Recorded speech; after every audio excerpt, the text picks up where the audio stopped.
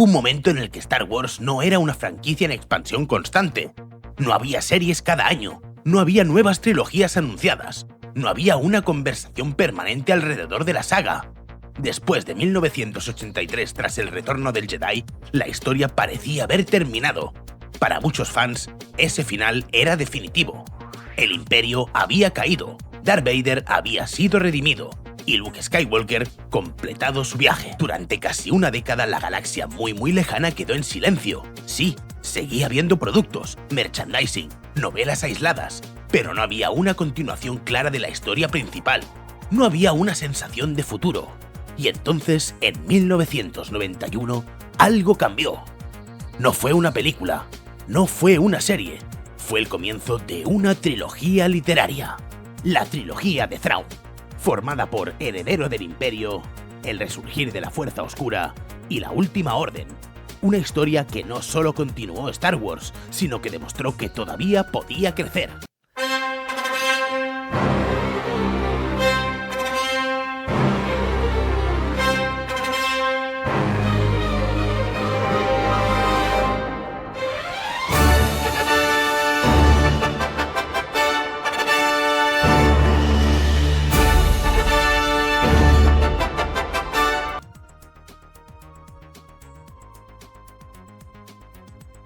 Para entender por qué esta trilogía fue tan importante hay que entender el contexto real en el que nació. A finales de los años 80 Star Wars seguía siendo popular, pero no estaba en expansión narrativa activa. Lucasfilm no tenía planes inmediatos de continuar la saga en el cine. De hecho, durante años la posibilidad de nuevas películas parecía lejana o incluso inexistente. Pero había una oportunidad clara: explorar la galaxia a través de las novelas. La editorial Bantam Spectra obtuvo la licencia para publicar nuevas historias de Star Wars, y dentro de este plan contrataron a Timothy Zahn. No era un nombre asociado previamente a la saga, y precisamente por eso resultó una elección interesante. Podía aportar algo nuevo sin estar atado a una visión previa demasiado rígida. Eso sí, no trabajaba con libertad total, tenía limitaciones claras. Debía respetar la trilogía original, no podía contradecir eventos establecidos y tenía que construir sobre una base que ya era extremadamente querida por los fans. En otras palabras, tenía que avanzar pero sin romper nada. Y lo que hizo fue entender algo fundamental: Star Wars no podía limitarse a repetir lo que ya había funcionado, tenía que evolucionar.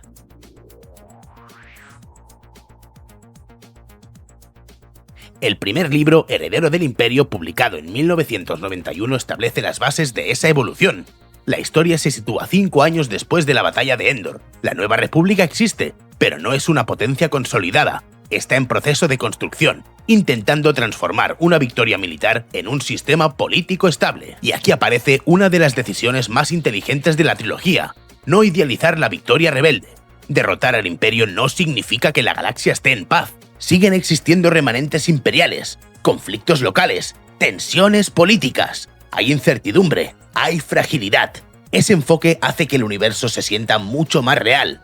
Y en medio de ese contexto aparece una figura completamente distinta a todo lo que habíamos visto hasta entonces: el gran almirante Thrawn. Thrawn no es un Sith, no usa la fuerza, no necesita imponerse con presencia o poder bruto. Su fortaleza es su capacidad estratégica. Analiza culturas, estudia arte, entiende patrones de pensamiento. Es un antagonista que gana antes de que la batalla empiece, y eso cambia completamente el tipo de historia que estamos viendo. Este primer libro cumple con una función muy clara dentro de la trilogía: establecer, reintroduce a Luke, Leia y Han en una nueva etapa de sus vidas, plantea el conflicto principal y redefine el tono de Star Wars hacia algo más político, más estratégico, más duro. Pero no intenta resolver nada, solo construye. Si algo hizo especialmente bien la trilogía de Thrawn fue no depender únicamente de los personajes clásicos. Y sí, Luke, Leia y Han siguen siendo el eje emocional de la historia, pero el verdadero crecimiento del universo viene de los nuevos personajes que introduce, y algunos de ellos se han convertido en absolutamente icónicos. Uno de los más importantes sin duda es Mara Jade. Introducida como la mano del emperador, Mara es un personaje complejo desde el primer momento. Tiene una conexión directa con el legado de Palpatine, pero también un conflicto interno muy marcado.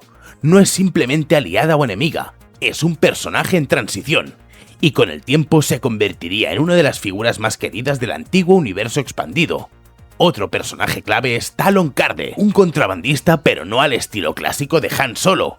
Karrde es más frío, más calculador, más pragmático, presenta una evolución del arquetipo de contrabandista, alguien que opera en las sombras pero con un código propio muy definido, y además actúa como punto de equilibrio dentro de muchas dinámicas de la historia.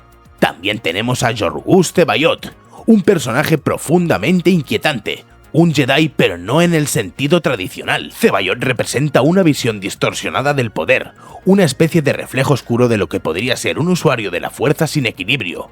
Su presencia añade una capa diferente al conflicto, más ligada a la fuerza y a la psicología. Y esto es importante, porque demuestra que la trilogía no solo introduce personajes nuevos, introduce nuevas ideas dentro de Star Wars, nuevas formas de entender el poder, nuevas dinámicas morales, nuevos conflictos, y en conjunto estos personajes hacen algo fundamental: amplían la galaxia, la hacen más grande, más diversa, más compleja. Y eso es precisamente lo que permitió que Star Wars siguiera creciendo durante los años en los que no había películas, porque al final una saga no sobrevive solo por sus protagonistas, sino por el mundo que se construye a su alrededor.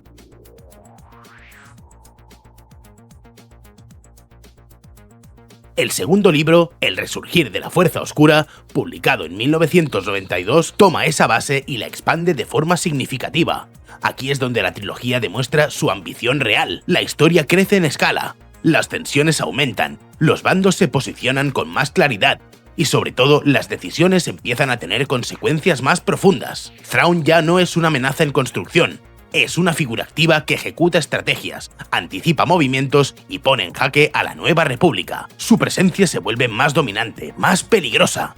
Al mismo tiempo, la narrativa se vuelve más compleja. Se introducen más personajes, más líneas argumentales, más elementos políticos. No es una historia que simplifique el conflicto para hacerla más accesible. Al contrario, lo hace más denso, más interconectado.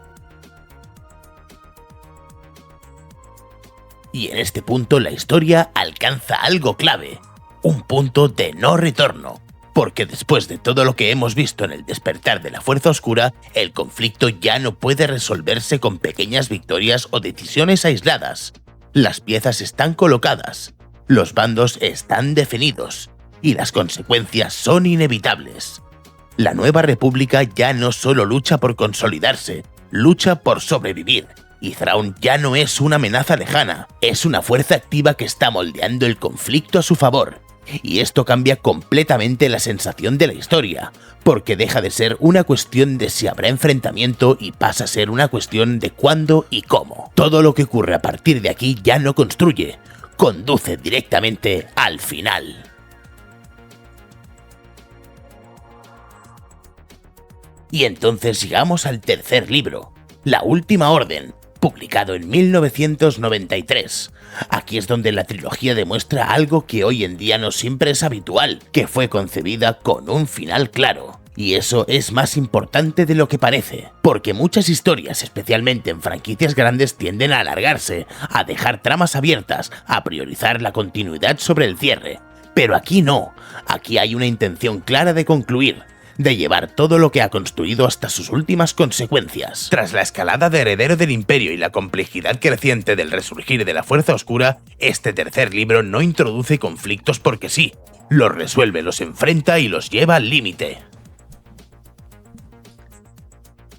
El éxito de la trilogía de Thrawn llevó rápidamente a su adaptación al cómic por parte de Dark Horse Comics entre 1995 y 1998, y esta adaptación fue muy importante para el fandom de la época. Por primera vez los fans podían ver visualmente esta historia. Hasta entonces personajes como Thrawn, Mara Jade o Talon Karrde solo existían en la imaginación de los lectores. El cómic ayudó a darles una identidad visual concreta y convirtió muchas escenas de la trilogía en algo mucho más cercano a una experiencia cinematográfica, especialmente las batallas espaciales y la presencia de Thrawn, que funcionaba muy bien en viñetas, pero al mismo tiempo la adaptación también tuvo algunas limitaciones.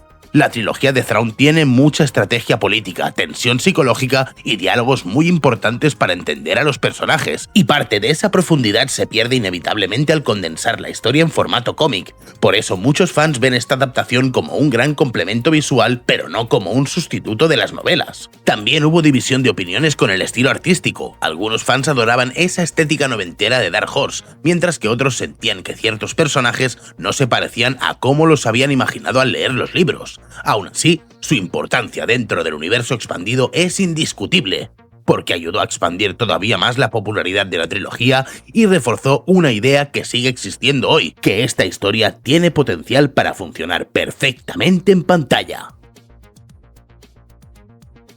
En 2014, después de la compra de Lucasfilm por parte de The Walt Disney Company, Star Wars sufrió uno de los cambios más importantes de toda su historia narrativa. Lucasfilm decidió reorganizar completamente la continuidad de la saga, y fue entonces cuando nació la división entre Canon y Legends. Todo el antiguo universo expandido, novelas, cómics y videojuegos publicados durante décadas pasó a llamarse Legends. Eso incluía la trilogía de Thrawn. En otras palabras, esta historia dejaba de formar parte de la continuidad oficial principal. Y para muchos fans aquello fue un golpe duro, porque durante años estas novelas habían sido la continuación de Star Wars, eran para mucha gente el episodio 7 antes de que existiera una nueva trilogía cinematográfica, pero aunque la historia dejara de ser canon, su impacto no desapareció, porque algunas ideas eran demasiado importantes como para perderse, y el mejor ejemplo es Thrawn. El personaje terminó siendo reintroducido en el nuevo canon años después, demostrando hasta qué punto había dejado huella dentro de la franquicia. Y eso es lo interesante de todo esto.